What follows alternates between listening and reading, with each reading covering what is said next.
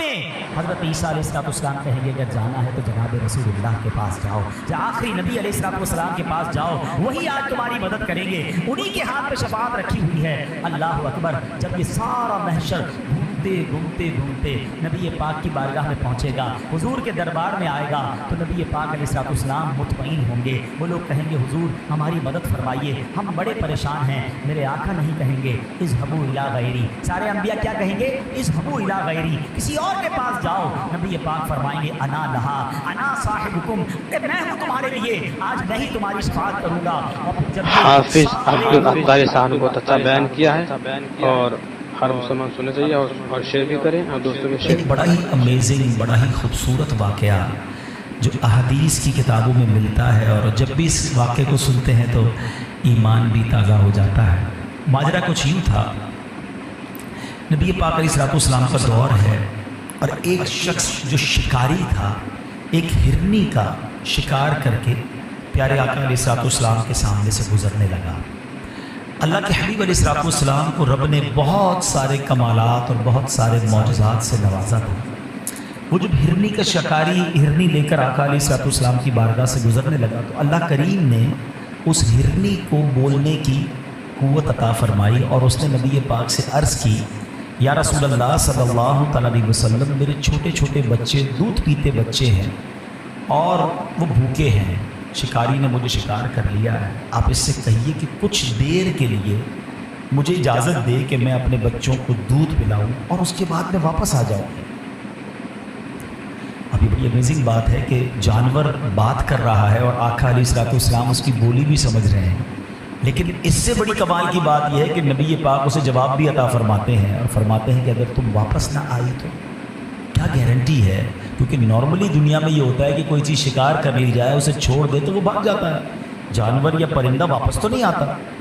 مگر نبی پاک علیہ السلام کی بارگاہ میں وہ ہرنی عرض کرتی کہ حضور اگر میں واپس نہ آؤں تو مجھ پر اللہ پاک کی ایسی لعنت ہو جیسی اس شخص پر لعنت ہوتی ہے جس کے سامنے آپ کا ذکر کیا جائے اور وہ درود نہ پڑھے۔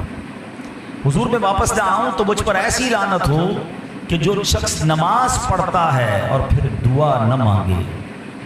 نبی پاک علیہ السلام نے اس شکاری سے کہا کہ اس ہرنی کو چھوڑ دو، یہ تھوڑی دیر بعد واپس آ جائے۔ پہلے ہی وہ شکاری حیران تھا کہ جانور میرا گفتگو ان سے کر رہا ہے، اچھا اس نے نبی پاک کو ابھی پہچانا نہیں تھا، تو کہتا ہے اگر یہ واپس نہ آئی تو اس کی گارنٹی کیا؟ نبی پاک علیہ السلام نے فرمایا میں ضمانت لیتا ہوں یہ ہرنی واپس آئی۔ اللہ اکبر۔ یہ ہرنی وہ شکاری چھوڑ دیتا ہے، دوڑتی ہوئی پہاڑ کے پیچھے چلی جاتی ہے، اور تاریخ نے یہ منظر پہلی بار دیکھا ہوگا کہ وہی ہرنی تھوڑی دیر بعد اپنے بچوں کو دودھ پلا کر واپس آتی ہے، گویا آ کر پھر سرنڈر کر دیتی ہے۔ یہ اتنا ہی خوبصورت واقعہ، یہ انسیڈنٹ جاری ہے، مگر بات اور خوبصورت کیا ہو جاتی ہے کہ جبریل امین اب حاضر ہوتے ہیں اور نبی پاک علیہ السلام کی بارگاہ میں عرض کرتے ہیں کہ حضور اللہ کریم آپ کو سلام ارشاد فرماتا ہے اور ارشاد فرماتا ہے کہ میں آپ کی امت پر اس سے زیادہ مہربان ہوں جتنی ہرنی اپنی اولاد پر شفقت کرتی ہے۔ آپ کی امت کو آپ کی طرف اس طرح لوٹاؤں گا کہ جیسے یہ ہرنی آپ کی طرف لوٹ کر آئی ہے۔ میرے پیارے اسلامی بھائیو، یقین کریں میں آج کچھ اور بیان سماعت کر رہے ہیں، صرف ایک واقعے کی جزیات پر بیان کرتا جاؤں، خوبصورتی پر بات کرتا جاؤں، میسیجز پر بات کرتا جاؤں تو میرا بیان تو کمپلیٹ ہو جائے گا۔ چلیں ہم تھوڑا سا دوبارہ اس واقعے کے کچھ پوائنٹس چننے کی کوشش کرتے ہیں۔ فرسٹ آف آل کمال مصطفیٰ صلی اللہ علیہ وسلم کے جانور نبی پاک سے گفتگو کر رہے ہیں اور آقا جانوروں کی بولیاں بھی سمجھ رہے ہیں اور انہیں رپلائی بھی دے رہے ہیں۔ یہ اللہ نے کیسا کمال سرور کائنات علیہ السلام کو عطا فرمایا۔ دوسری بات، ایز اے گارنٹی اس ہرنی نے جو بات کی وہ بڑی یوں سمجھیے ہمارے لیے سبق آموز ہے کہ حضور اگر میں واپس نہ آؤں تو مجھ پر ایسی لعنت ہو جیسی اس پر لعنت ہوتی ہے جس کے سامنے آپ کا ذکر کیا جائے اور آپ درود نہ پڑھیں۔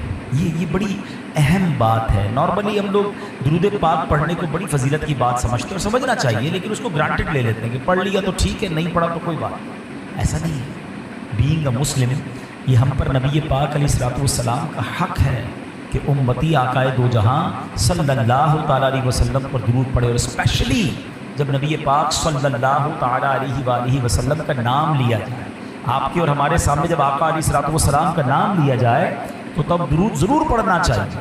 تو اپنی عادت بنائیں کہ نبی پاک پر درود کثرت سے پڑھتے رہا کریں. اور دوسری بات جو اس نے کہی کہ حضور اگر میں واپس نہ آؤں تو ایسی لعنت جیسی اس پر ہوتی ہے کہ جو نماز پڑھے اور دعا نہ مانگے. یاد رہے کہ نماز کے بعد جو وقت ہے نا اسپیشلی وہ خاص قبولیت دعا کا وقت ہے.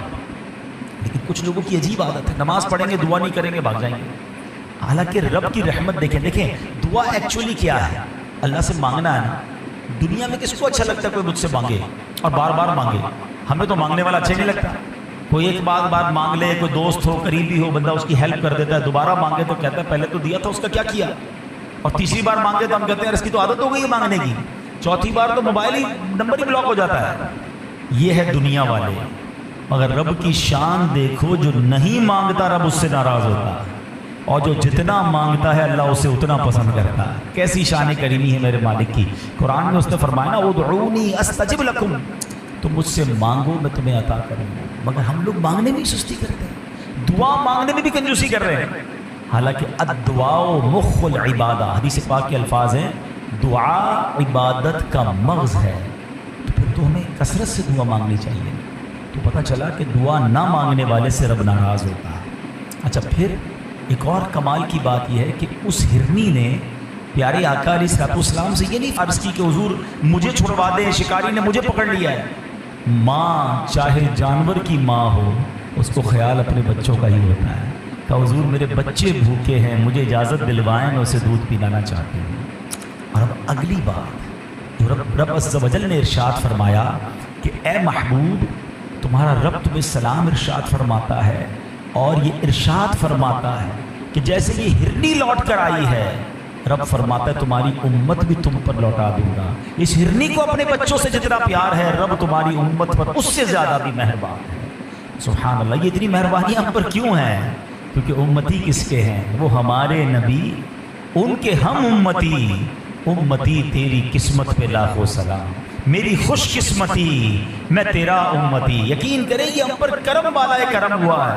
پچھلے دنوں سوشل میڈیا کے اوپر ایک پوسٹ بڑی گردش کر رہی تھی کہ 200 سے زیادہ ملک ہیں دنیا میں, 400 سے زیادہ مذہب ہیں, ہزاروں قومیں ہیں. یہ رب کا ہم پر کتنا بڑا احسان ہے کہ ہمیں امت محمدی میں پیدا فرما دیا ہے. یہ صرف اللہ کی مہربانی ہے, ہماری تو کوئی اوقات نہیں نا. بن مانگے دیا اور اتنا دیا, دامن میں ہمارے سمایا نہیں. تو بہرحال میرے پیارے اسلامی بھائیوں, اس ایک واقعے سے ہم کو یہ سبق مل رہا ہے کہ درود پاک جو ہے وہ کثرت سے پڑھنا ہے. اور بالخصوص جب آپ سماعت کر رہے ہیں قادری ایجنسی کی جانب سے یہ پیارا پروگرام, اسے ضرور ہمیں درود پاک پڑھنا چاہیے. تو درود پاک ہماری زندگی میں, ہمارے شیڈیول میں ضرور شامل ہونا چاہیے. اور دس از دا منتھ, یہ تو مہینہ ہے کثرت سے درود پاک پڑھنے کا. اس مہینے میں اتنے درود پڑھو کہ باقی مہینوں میں عادت ہو جائے. تو آئیے مل کر محبت کے ساتھ با آواز بلند درود پاک پڑھ لیجئے. صلو علی الحبیب صلی اللہ تعالی علی محمد صلی اللہ علیہ وسلم. ہمارے آقا علیہ الصلوۃ والسلام کا امت سے پیار, ایک تو اس حدیث سے بھی پتہ چل رہا ہے کہ آقا بھی محبت کرتے ہیں, اور نبی پاک کی وجہ سے اللہ بھی اس امت پر بڑا مہربان ہے کیونکہ میرے محبوب کی امت ہے. اچھا محبت کا انداز کیا ہوتا ہے؟ سرکار علیہ الصلوۃ والسلام نے ہر موقع پر ہمیں یاد رکھا ہے. جی ہاں, نبی پاک جب دنیا میں تشریف لائے نا, 12 ربیع الاول کا دن تھا, پیر کا دن تھا, صبح صادق کا وقت تھا. نبی پاک کی جب ولادت ہوتی ہے, نبی پاک دنیا میں آتے ہی سجدے میں چلے گئے, اور زبان سے رب حبلی امتی کی آواز ہے. صدا کیا ہے؟ اے اللہ میری امت میرے حوالے کر دے. اور پہلا سجدہ کس لیے ہے؟ امت کی یاد میں ہے. سیدی اعلیٰ حضرت فرماتے ہیں نا, پہلے سجدے پہ روز ازل سے درود, یادگاری یہ امت پہ لاکھوں سلام. رب حبلی امتی کہتے ہوئے پیدا ہوئے, حق نے فرمایا کہ بخشا الصلاۃ والسلام. ساری زندگی ہمیں یاد کرتے رہے. راتوں کو اٹھ کر امت کے لیے دعائیں ہوتی, لمبے سجدے ہوتے, آنسو بہائے جاتے. معراج کی رات جب اللہ کی بارگاہ میں نبی پاک گئے, میں اور آپ کبھی مثال کے طور پہ ہمارا کوئی دوست ہو, ہمارا کوئی فیملی میں دوست ہو, جاننے والا ہو, رشتہ دار ہو, ہمیں کہا یار میرا یہ کام ہے, کبھی وزیر اعظم سے یا وزیر اعلیٰ سے بات ہو تو میرا یہ کام کروا دینا. اور ہماری اچانک کبھی ان سے ملاقات ہو جائے, ہمیں اپوائنٹمنٹ مل جائے, تو ادھر جا کر ہم کہتے ہیں پہلے میں اپنا کام تو کرا لوں، اس کی فائل تو بعد میں ذکر کریں گے، مگر دیکھو سرور کائنات علیہ الصلوۃ والسلام گئے رب کی بارگاہ میں، اللہ کریم کی بارگاہ میں گئے، وہاں بھی امت کو نہیں بھولے، ہمیں وہاں بھی یاد رکھا۔ مجھے ابھی پچھلے دنوں ایک صاحب نے میسج کیا کہ میں پودے لگانا چاہتا ہوں، کیا میں نبی پاک کے نام پر بھی پودے، ان کے اصالے ثواب کے لیے بھی پودے لگا سکتا ہوں؟ یا نارملی قربانی کے دنوں میں لوگوں کو یہ سوال ذہن میں آتا ہے کہ اپنے مرحومین کے اصالے ثواب کے لیے ہم قربانی کرتے ہیں، کیا نبی پاک علیہ الصلوۃ والسلام کے اصالے ثواب کے لیے بھی قربانی کرنی چاہیے؟ تو میں نے ان کو یہی پچھلے دنوں جواب دیا کہ دیکھو جب منا کا دن تھا، آقا نے زندگی میں ایک ہی حج کیا ہے، جب اپنی قربانی کی تو امت کے نام کی بھی قربانی کی، نبی پاک نے اس وقت بھی جانور قربان کیا کہ یہ میری امت کی طرف سے ہے۔ اللہ اکبر، جو نہ بھولا ہم غریبوں کو رضا، آقا نہیں بھولے ہمیں، جو نہ بھولا، ایچ اینڈ ایوری اسٹیپ ہی ریممبرڈ اس، آلویز ہی ریممبرڈ اس، ہر موقع پر ہمیں یاد رکھا، جو نہ بھولا ہم غریبوں کو رضا، یاد اس کی اپنی عادت کیجئے۔ ہم بھول جاتے ہیں نبی پاک کو، وہ ہمیں نہیں بھولے، ہر قدم پر یاد رکھا، اللہ کی بارگاہ میں گئے وہاں بھی یاد رکھا۔ اور سنو، جب قبر منور میں نبی پاک کو اتارا جا رہا تھا نا، ہاں، تو ایک صحابی نے دیکھا کہ لبہائے مبارکہ کو جنبش ہو رہی ہے، آقا کے مبارک ہونٹ جو ہے وہ ہل رہے ہیں، وہ کان قریب لے گئے تو قبر مبارک میں بھی امتی امتی کی صدا ہے، اتنا پیار۔ میں کبھی کبھی ینگسٹر سے کہا کرتا ہوں یار تم نے بڑے آئیڈیل بنائے ہوئے ہیں، کسی کا کوئی کرکٹر آئیڈیل، کسی کا کوئی فٹ بالر آئیڈیل، کسی کا کوئی اداکار، تو کوئی فلاں فیم پرسنالٹی۔ تو ایک بار مجھے ایک ینگسٹر ملے، میں نے کہا یار جس کو تم بڑا ایڈمائر کرتے ہو، بڑے انسپائر ہو، وہ تمہیں جانتا ہے؟ کبھی وہ تو نہیں جانتا۔ اچھا کبھی ملاقات ہوئی؟ کبھی ملاقات نہیں۔ اچھا تمہارا کبھی خیال رکھا اس نے؟ کیسی بات کرتے ہیں مولانا صاحب، مجھے جانتا ہی نہیں تو میرا خیال کیسے رکھے گا؟ اچھا کبھی تمہارے لیے اس نے کوئی خیر خواہی، کوئی دعا کی؟ نہیں، کیسی باتیں کر رہے، وہ بڑا آدمی ہے، مجھے کہاں جانے گا، بس میں تو اس کو دیکھتا ہوں، اس کے ریکارڈز دیکھیں، اس کی کلپ دیکھیں، بس مزہ آتا ہے، اس کو ایڈمائر کر رہا ہوں۔ ہائے ہائے ہائے، ہم اس کے پیچھے پڑے ہیں جو ہمیں جانتا نہیں ہے، اس سے محبت کیوں نہیں کرتے کہ تم پیدا بھی نہیں ہوئے تھے؟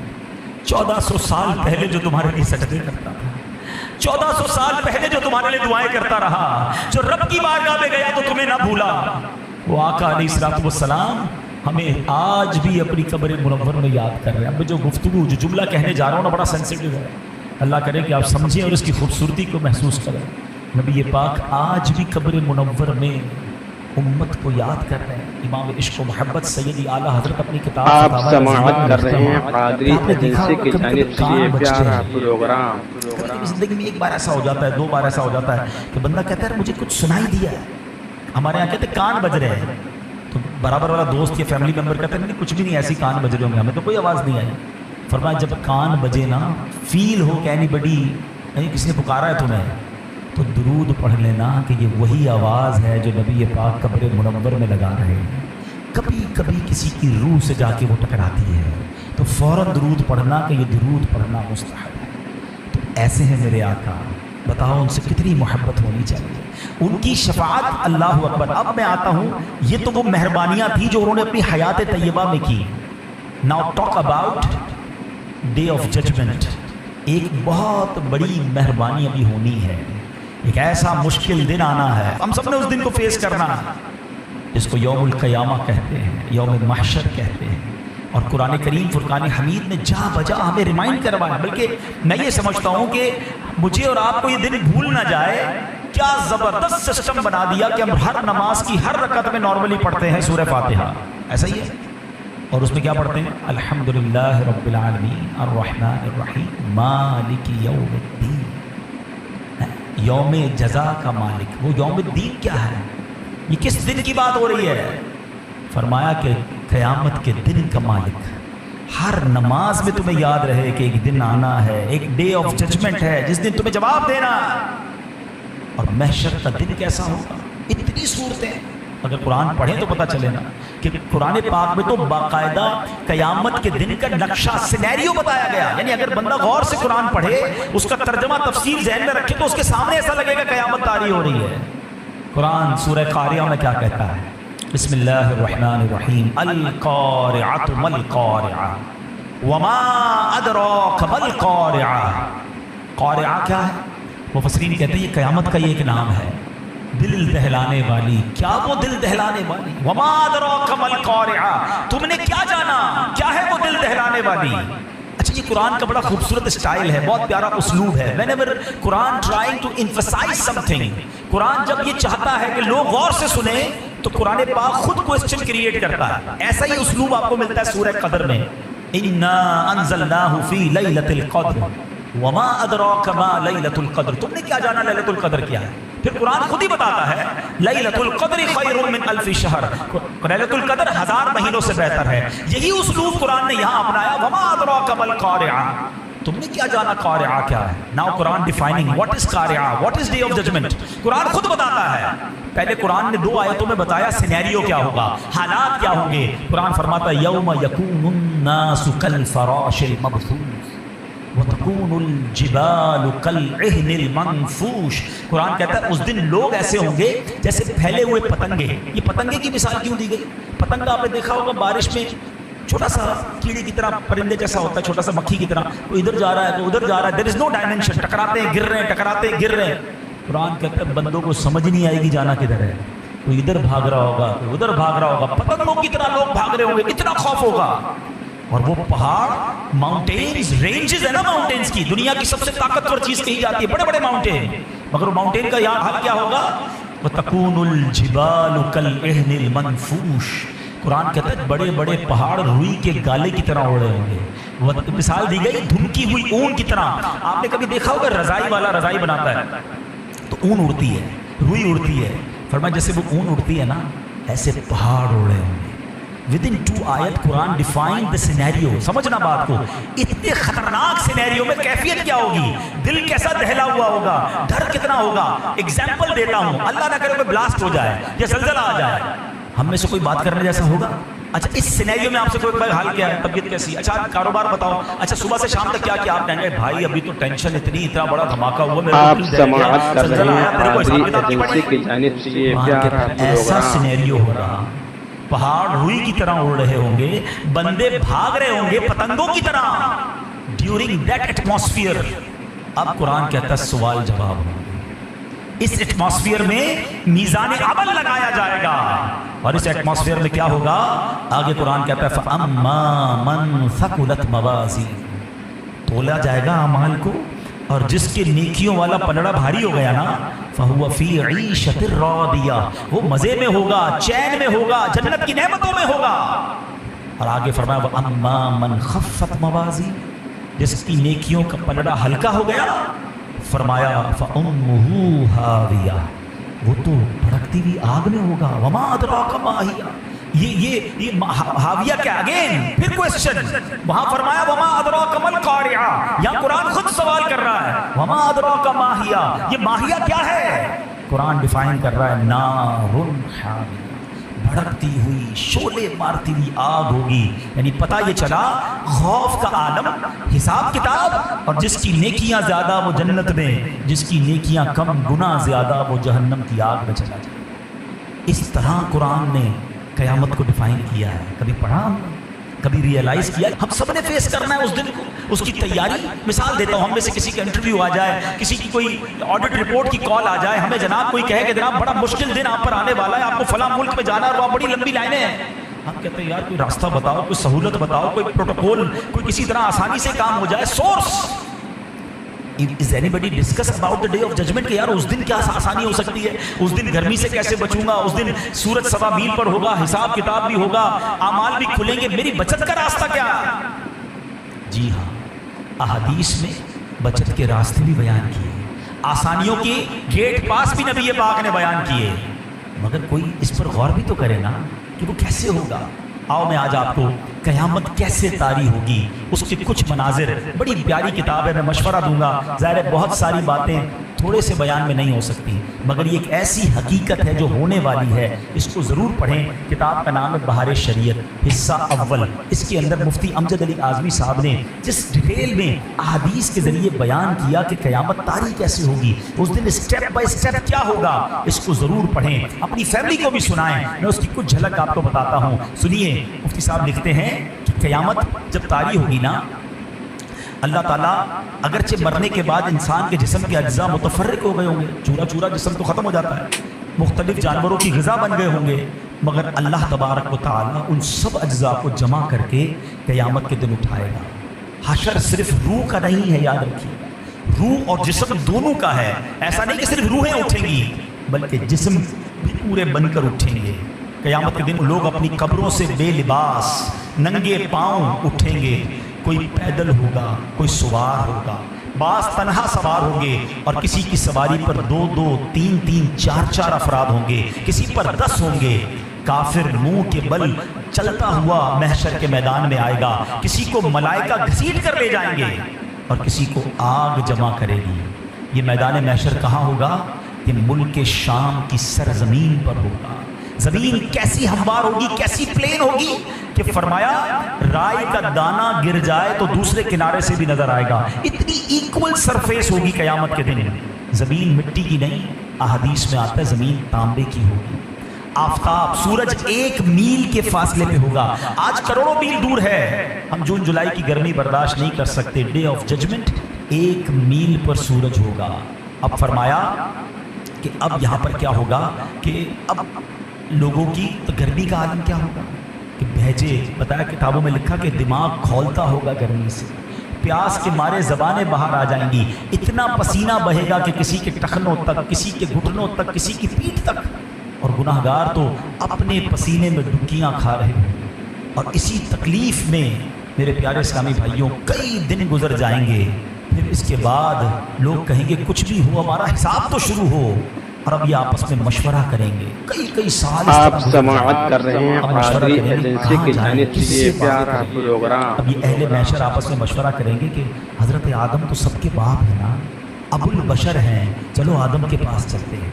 अहले महशर मिलकर हज़रत आदम अलैहिस्सलाम के पास जाएंगे। पहले हज़रत आदम के फ़ज़ाइल बयान करेंगे कि आप अबुल बशर हैं, दुनिया में सबसे पहले आप तशरीफ़ लाए, मर्तबा नबूवत से अल्लाह ने सबसे पहले दुनिया में आपको सरफराज फरमाया। हुजूर आज करम कीजिए, इस मुसीबत से नजात दिलाइए, अल्लाह की बारगाह में सिफारिश कीजिए। हज़रत आदम अलैहिस्सलाम कहेंगे कि आज मैं तुम्हारी कोई मदद नहीं कर सकता, मुझे तो खुद अपनी जान की फिक्र है। रब अज़्ज़ वजल ने ऐसा गज़ब फरमाया है कि पहले कभी ऐसा गज़ब नहीं फरमाया। तुम किसी और के पास जाओ, वो कहेंगे हुज़ूर किसके पास जाए आप तो बताएं। वो कहेंगे नूह के पास जाओ। ये अहले महशर मिलकर हज़रत नूह अलैहिस्सलाम के पास जाएंगे, उनके फ़ज़ाइल बयान करेंगे। हुज़ूर आप नूह अलैहिस्सलाम हैं, तूफ़ान नूह में रब ने आपको कश्ती अता फरमाई, कई मौजज़ात से नवाजा, हुज़ूर अल्लाह की बारगाह में सिफारिश कीजिए। हज़रत नूह कहेंगे आज मैं तुम्हारी कोई मदद नहीं कर सकता, किसी और के पास जाओ। वो कहेंगे हुज़ूर आप ही बता दें कहाँ जाएँ। कहेंगे हज़रत इब्राहीम खलीलुल्लाह अला नबीना वालिस्सलाम के पास जाओ। ये सारा महशर हज़रत इब्राहीम के पास जाएगा। वो भी कहेंगे मैं आज तुम्हारी मदद नहीं कर सकता, किसी और के पास जाओ। लोग अर्ज़ करेंगे हुज़ूर किसके पास जाएं। हज़रत इब्राहीम क्या कहेंगे? वो कहेंगे कि तुम हज़रत मूसा के पास जाओ। हज़रत मूसा कहेंगे हज़रत ईसा के पास जाओ। आखिर में हज़रत ईसा अलैहिस्सलाम कहेंगे अगर जाना है तो जनाब रसूलुल्लाह के पास जाओ, आखिरी नबी अलैहिस्सलाम के पास जाओ, वही आज तुम्हारी मदद करेंगे, उन्हीं के हाथ पे शफाअत रखी हुई है। अल्लाह अकबर। जब ये सारा महशर घूमते घूमते नबी पाक की बारगाह में पहुँचेगा, हुजूर के दरबार में आएगा, तो नबी पाक अलैहिस्सलाम मुतमईन होंगे। वो लोग कहेंगे हुजूर हमारी मदद फरमाइए, हम बड़े परेशान हैं। मेरे आका नहीं कहेंगे इज़हबू इला गैरी, सारे अंबिया क्या कहेंगे? इज़हबू इला गैरी, किसी और के पास जाओ। नबी पाक फरमाएंगे अना लहा अना साहिबुकुम, मैं हूँ तुम्हारे लिए, आज मैं ही तुम्हारी शफाअत करूँगा। और फिर जब ये सारे लोग वहाँ पहुँचेंगे तो आका अलैहिस्सलाम रब की बारगाह में सजदा फरमाएंगे। मैं इस पूरे वाक़े को यहाँ रोकता हूँ। There is one very relevant question, ये सारे लोग जो हैं सब नबियों के पास क्यों जाएंगे? अच्छा, हो सकता है हम में से किसी के जहन में सवाल आए कि ये तो हदीस में है ना कि ऐसा होगा, और हमें पता चल गया कि आखिर में शफाअत तो नबी पाक ने करनी है, तो हम सारे भी क़यामत के दिन डायरेक्ट नबी पाक के पास चले जाएंगे। हमें तो हदीस के जरिए पता चल गया, अब हमें क्या ज़रूरत है किसी और नबी के पास जाने की? लेकिन उलमा कहते हैं होगा ऐसा नहीं, हमें मालूम ज़रूर है, मगर महशर के दिन सब भूल जाएंगे, सब हज़रत आदम के पास जाएंगे। इसी तरह ये सारा मामला होगा। और इसकी वजह है, इसकी वजह क्या है? इमाम इश्क़ व मोहब्बत आला हज़रत कहते हैं ना, खलील व नजी मसीह सफ़ी, सभी से कहीं भी बनी। सबके पास गए ना, बात बनी कि नहीं बनी? खलील व नजी मसीह सफ़ी, सभी से कहीं भी बनी। یہ بے خبری کہ خلق پھری کہاں سے کہاں تمہارے لیے۔ اللہ اکبر۔ یہ محشر میں تمام لوگوں کا یہ موومنٹ کرنا، کیونکہ ایمان والے بھی ہوں گے، بے ایمان بھی ہوں گے، ان سب کو یہ بتانا مقصود ہے کہ آج کے دن میرے محبوب کی بات سنی جائے گی۔ شفاعت کا رتبہ انہیں عطا کیا گیا ہے، مقام محمود کے مرتبے پر انہیں فائز کیا گیا ہے۔ اب جب یہ سارے لوگ نبی پاک کی بارگاہ میں پہنچیں گے، اللہ اکبر، ہمارے آقا اس دن بھی امت کو مایوس نہیں کریں گے، سجدہ فرمائیں گے، اللہ کی بارگاہ میں امت کے لیے التجا پیش کریں گے۔ سنو رب کی طرف سے کیا ارشاد ہوگا، حدیث کی کتابوں میں الفاظ موجود، یا محمد ارفع راسک وقل تسمع وسل تعطى واشفع تشفع۔ اے محبوب اپنا سر اٹھائیے، آپ کہیے، آپ کی بات سنی جائے گی، مانگیے، جو مانگیں گے دیا جائے گا، آپ شفاعت کیجیے، آپ کی شفاعت مقبول ہے۔ اور اب نبی پاک علیہ السلام شفاعت فرمائیں گے۔ اب سنتے جائیے شفاعت کیسے ہوگی، اللہ کے حبیب علیہ السلام شفاعت والے دن کیا کریں گے۔ اللہ اکبر۔ نبی پاک کے پاس پہلے تو جھنڈا ہو، جنہوں نے حج کیا ہے نا وہ ذرا میری بات جلدی سمجھیں گے۔ 30-35 لاکھ 25 لاکھ جب حج پہ لوگ ہوتے تھے تو پنجابی میں وہ کہتے ہیں نا، لگ پتا جاتا ہے، رش کہتے کس کو، 25-30 لاکھ میں اتنا رش۔ اور آپ نے دیکھا ہوگا کہ خیموں کو آپ سماعت کر رہے ہیں بڑے بڑے بینر لگائے جاتے ہیں، جانب سے یہ بڑے بڑے ہوتے ہیں کہ یار یہ یلو کلر کا بلون ہے نا، یہاں جنوب ایشیا والے ادھر ہی اپنا خیمہ ہوگا، کیونکہ جب کراؤڈ زیادہ ہو تو جھنڈا یا بلون اونچا لگانا پڑتا ہے۔ 25-30 لاکھ لوگوں میں یہ حال ہے، جب اربوں لوگ ہوں گے، آپ نے امیجن کیا قیامت کے دن کتنے لوگ ہوں گے؟ 8 ارب تو ابھی دنیا میں لوگ ہیں نا، اور کب سے لوگ آ رہے ہیں، اور قیامت تک کتنے ہوں گے؟ یہ سارے محشر کے میدان میں ہوں گے، مسلمان غیر مسلمان سارے۔ اٹ مینس اگر ہم ایک امیجنیشن کر لیں کہ 50 ارب لوگ ہوں گے قیامت میں، 50 ارب کا کراؤڈ، اچھا ہم نبی پاک کو کیسے ڈھونڈیں گے؟ ابھی تو 25-30 لاکھ میں عرفات میں جو کھو جاتا ہے وہ اپنا خیمہ نہیں ڈھونڈ سکتا، اب اربوں خربوں لوگوں میں میں اپنے آقا کو کیسے ڈھونڈوں گا؟ سبحان اللہ۔ اب کیا خوبصورت انتظام کیا کہ حدیث میں آتا ہے میرے آقا فرماتے ہیں مجھے لواء الحمد عطا کیا جائے گا، مجھے ایک پرچم عطا کیا جائے گا۔ وہ پرچم کتنا بڑا ہوگا؟ فرمایا اس پرچم کی لمبائی کئی ہزار سال تک، اگر گھڑ سوار گھوڑا دوڑاتا رہے تو اتنا لمبا وہ پرچم ہوگا۔ اچھا وہ پرچم نبی پاک فرماتے ہیں اے علی تم ہی وہ واحد پہلے شخص ہو جس کو میں پرچم ہاتھ میں عطا کروں گا۔ مولا علی کی شان دیکھو کہ آقا اپنا وہ پرچم مولا علی کے ہاتھ میں عطا کریں گے۔ اے پرچم لگانے والوں تمہیں مبارک ہو، اے میلاد کا جھنڈا لگانے والوں تمہیں مبارک ہو، قیامت کے دن بھی آقا کی پہچان وہ پرچم ہی ہوگا۔ دور سے نظر آئے گا کہ دیکھو وہ پرچم ہے اور میرے آقا وہاں ہے، چلو وہاں چلتے ہیں۔ سبحان اللہ۔ اب آگے چلیے، نبی پاک علیہ السلام فرماتے ہیں کہ مجھے ایک اجازت دی گئی، ایک آفر کی گئی، حدیث کا خلاصہ ہے کہ یا تو شفاعت لے لو یا تمہاری آدھی امت کو بخش دیا جائے۔ آقا فرماتے ہیں میں نے شفاعت لے لی کیونکہ وہ زیادہ مسلمانوں کے لیے فائدہ مند ہے۔ سبحان اللہ۔ یعنی نبی پاک نے امت کے بارے میں کس قدر خیال فرمایا۔ آقا کیا فرماتے ہیں میری شفاعت میری امت میں ان کے لیے ہے جو کبیرہ گناہ والے ہیں۔ ایک اور جگہ نبی پاک فرماتے ہیں روئے زمین پر جتنے پھیلے اور پیڑ ہیں قیامت کے دن میں ان سب سے زیادہ آدمیوں کی شفاعت فرماؤں گا۔ ایسی شفاعت آقا کی، سبحان اللہ۔ پیارے آقا علیہ السلام کی امت سے پیار دیکھو، قیامت کے دن انبیاء کے لیے سونے کے منبر ہوں گے، سونے کے منبر ہوں گے، سارے انبیاء اپنے منبر پر بیٹھیں گے، میں اپنے منبر پر نہیں بیٹھوں گا، اور اس لیے میں نہیں بیٹھوں گا کہ اللہ کے حضور کھڑا رہوں گا اس ڈر سے کہ کہیں مجھے جنت میں نہ بھیج دیا جائے اور میری امت پیچھے رہ جائے۔ ہائے ہائے، ذرا سمجھ رہے ہو اس بات کو؟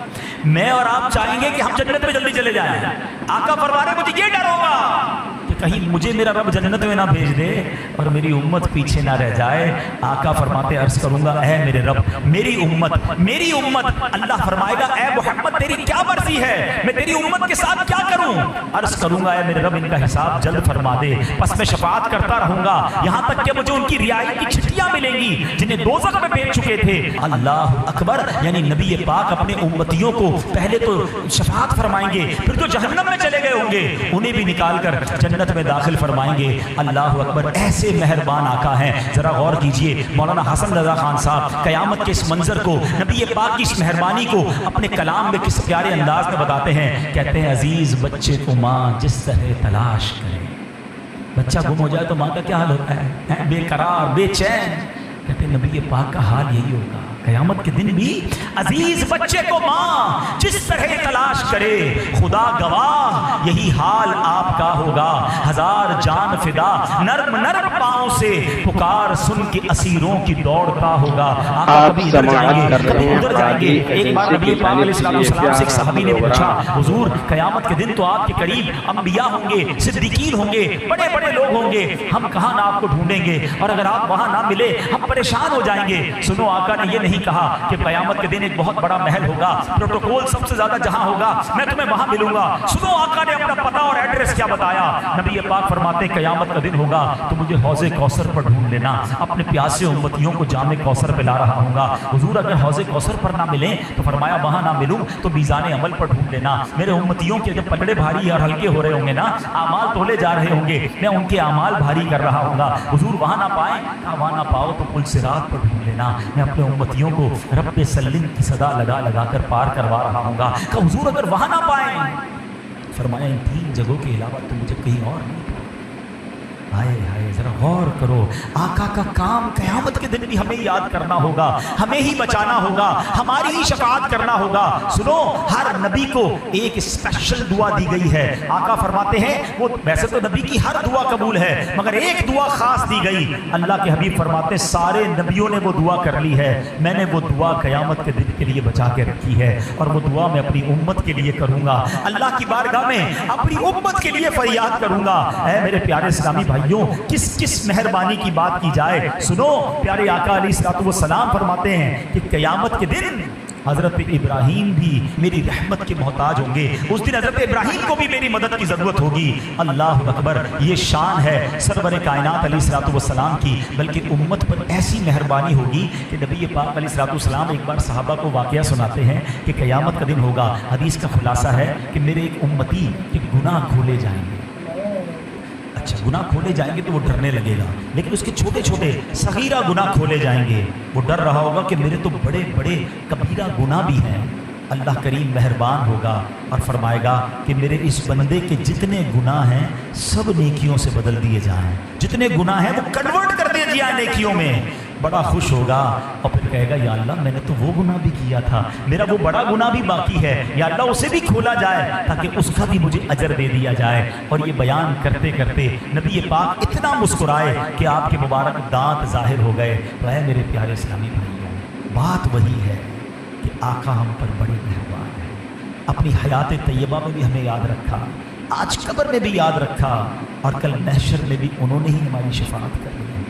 پھر بتاؤ ہمیں سب سے زیادہ پیار، سب سے زیادہ خیال، سب سے زیادہ رضا کس کی حاصل کرنی چاہیے؟ ہم اپنی زندگی میں ایکچول ٹارگٹ سے ہٹ جاتے ہیں، ہم اپنی لائف میں اپنے دوستوں، اپنی فیملی اور اپنی دیگر چیزوں میں اتنے انوالو ہو جاتے ہیں کہ ہم یہ بھول جاتے ہیں کہ کہیں نبی پاک تو ناراض نہیں ہو رہے ہیں، میرے لائف اسٹائل سے کہیں میرے آقا تو ناراض نہیں ہو رہے۔ امام عشق و محبت اعلیٰ حضرت نے ہمیں زندگی گزارنے کا ایک سلیقہ بتایا ہے، اور مسلمان کا زندگی کا طریقہ یہی ہونا چاہیے۔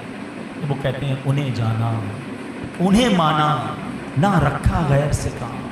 پہلے ہمیں آقا کی رضا ٹارگٹ رکھنی ہے، ایسا نہ ہو کہ میرے فیملی فنکشنز، میرے دوستوں کی گیدرنگ، میری آؤٹنگز، میرا بزنس، میری ایٹیٹیوڈ ایسے تو نہیں کہ میں وہ جو کرتا ہوں اور نبی پاک ناراض ہو جاتے ہیں، اللہ اور اس کے رسول ناراض ہو گئے تو مجھے قیامت کے دن اور کدھر جانا ہے؟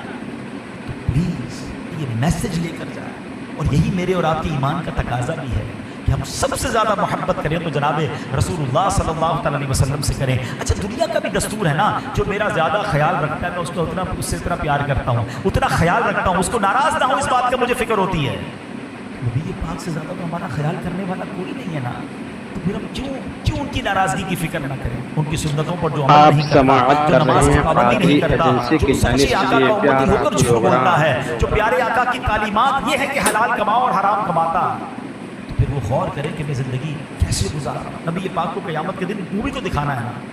تو بہرحال پیارے آقا سے محبت کا تقاضا یہ ہے، قیامت کے دن انہی کی تو شفاعت لینی ہے، تو ان کی رضا والی زندگی گزاری جائے، سنتوں کے مطابق زندگی گزاری جائے، نمازوں کی پابندی کی جائے، تو انشاءاللہ نبی پاک ضرور مہربان آقا قیامت کے دن ہماری شفاعت بھی کریں گے اور ہمیں اپنے ساتھ جنت میں لے جائیں گے۔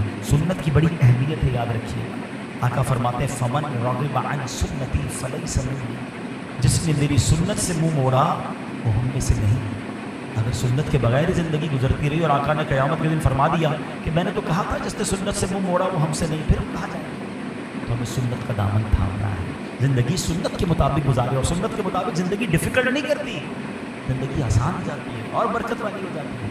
الحمدللہ ایسی پیاری باتیں دعوت اسلامی کے ماحول میں سکھائی جاتی ہیں۔ ایسے بیانات آپ بار بار سنتے رہیں گے تو محبت رسول میں بھی اضافہ ہوگا اور انشاءاللہ نیکیوں پر عمل کرنے کا جذبہ بھی بیدار ہوگا۔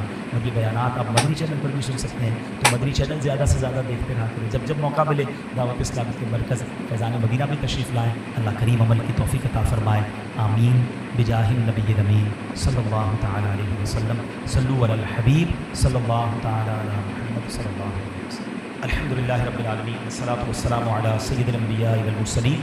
اللهم ربنا آتنا في الدنيا حسنة وفي الآخرة حسنة وقنا عذاب النار وقنا عذاب القبر وقنا عذاب الحشر وقنا حساب الميزان۔ اے رب کریم ہم سب کا جمع ہونا اپنی بارگاہ میں قبول فرما، ہمارے تمام صغیرہ کبیرہ گناہوں کو معاف فرما، ہمارے والدین کی، نبی پاک علیہ الصلوۃ والسلام کی ساری امت کی بخشش فرما۔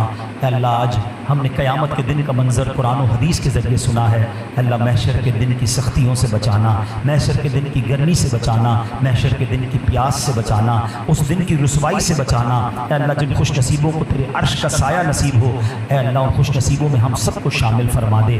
اے کریم اس دن ہمارا نامہ اعمال ہمارے دائیں ہاتھ میں عطا ہو، نیکیوں کا پلڑا اپنے کرم سے بھاری فرما دینا، اور جو بلا حساب جنت میں داخل ہوں ان خوش نصیبوں میں ہمارا نام بھی لکھ دے، ہمارے ماں باپ کا نام بھی لکھ دے۔ اے کریم آقا کی ساری امت کی بخشش فرما، جتنے ہاتھ اٹھے ہیں تو نام بھی جانتا ہے اور سب کے کام بھی جانتا ہے۔ اے شفا دینے والے ہمارے بیماروں کو شفا عطا فرما، قرض داروں کے قرضے اتر جائیں، بے اولادوں کو نیک اور صالح اولاد عطا فرما، روٹھوں کو منا دے، بچھڑوں کو ملا دے۔ اے کریم ہماری دنیا بھی اچھی کر دے، ہماری آخرت بھی اچھی کر دے۔ بار بار مکے مدینے کی حاضریاں ہم سب کا مقدر فرما، ہمیں زوال نعمت سے بچا، ہمیں اے رب کریم دنیا کی بھی خیر عطا فرما، آخرت کی بھی خیر عطا فرما۔ اے رب کریم ہم سب کے رزق حلال میں برکت عطا فرما، رزق حرام سے ہم سب کو محفوظ فرما، ہمارے بچوں کو ہماری مغفرت کا ذریعہ بنا، ہمارے بچوں کو ہماری آنکھوں کا نور بنا، جن بچے بچیوں کے رشتے ہو گئے ان کو گھروں میں خوشیاں عطا فرما، اور جن کے رشتے ہونا باقی ہیں اے اللہ ان کو اچھے اور نیک رشتے بھی نصیب فرما دے۔